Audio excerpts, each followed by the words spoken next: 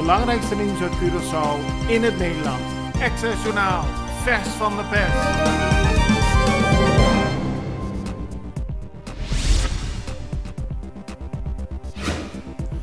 De Extra schrijft op de voorpagina over de zaak Golf. De proforma-zitting in deze zaak vindt plaats op 13 januari.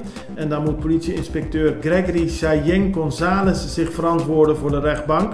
Hij is al op 15 maart vorig jaar op non-actief gesteld en wordt verdacht van het verkopen van vuurwapenvergunningen.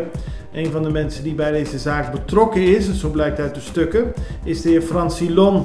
Hij zit een gevangenisstraf uit van 10 jaar vanwege het opdracht geven tot brandstichting bij het belastingkantoor aan de Regentesselaan in 2019. Minister van Justitie Charlton Hato maakte gisteren bekend dat 2 hoge functionarissen van zijn ministerie op non-actief zijn gesteld. Het gaat om de interim-secretaris-generaal en de directeur Financiën van zijn ministerie. De non-actiefstelling is een gevolg van een onderzoek binnen het ministerie naar een akkoord dat in 2021 is gesloten met de Kustwacht. Daarin is bepaald dat de Kustwacht over een periode van 7 jaar bijna 27 miljoen euro extra krijgt voor het aanschaffen van materiaal. Na Colectra, nós toma tempo para servir ora com mais de comunibo. Llama-nos centro de cliente na telefone 0800 035 de luna para viernes voor die setor de mente te com setor de noite para turno serviço nan of patrãozita. Se você transita para sabra, também por hora. Por escolher para trabalhar, riba aqualectra.com e aproveitar a mesura, põe o documento na cerca para visita cerca nós, vai mais fácil. Sim, a Colectra su centro de cliente wordt klaar para servir na momento que você comini abo.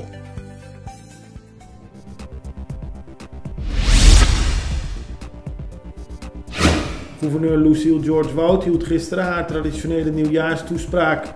Ze riep op tot meer samenwerking, meer dialoog en meer eenheid binnen de bevolking.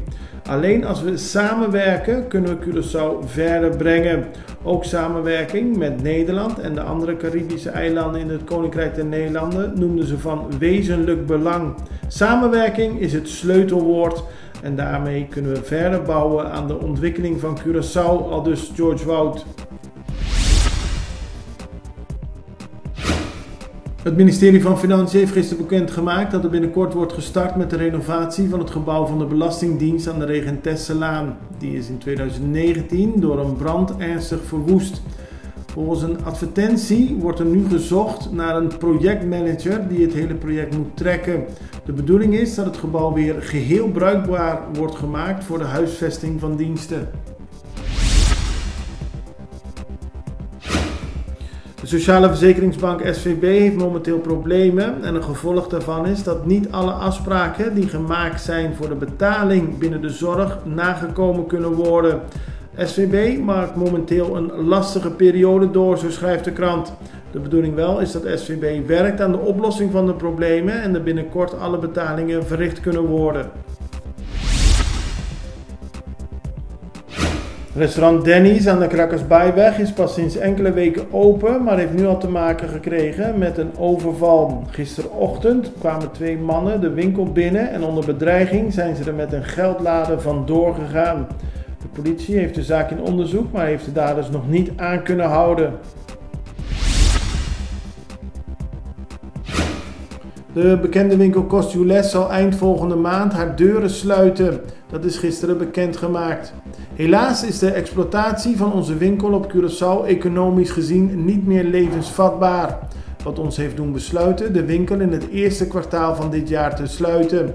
Dat heeft de topman van Costuless in Florida bekendgemaakt. Het personeel kreeg gisteren tijdens een vergadering te horen dat op 28 februari Costuless voorgoed dichtgaat. Het belangrijkste nieuws uit Curaçao in het Nederland. Access Journaal, vers van de pers.